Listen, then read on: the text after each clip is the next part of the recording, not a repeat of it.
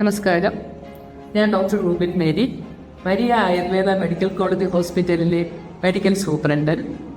കർക്കിടകം ഒരു വർഷത്തെ മനുഷ്യന്റെ മാനസികവും ശാരീരികമായ പ്രവർത്തനങ്ങളുടെ തുടർ പ്രവർത്തനങ്ങളുടെ ഫലമായുണ്ടാകുന്ന ബുദ്ധിമുട്ടുകൾ പരിഹരിക്കുന്നതിനുള്ള ക്രിയാക്രമങ്ങൾ ചെയ്യുന്നതിന് ഉചിതമായ കാലഘട്ടമാണ് കർക്കിടകം.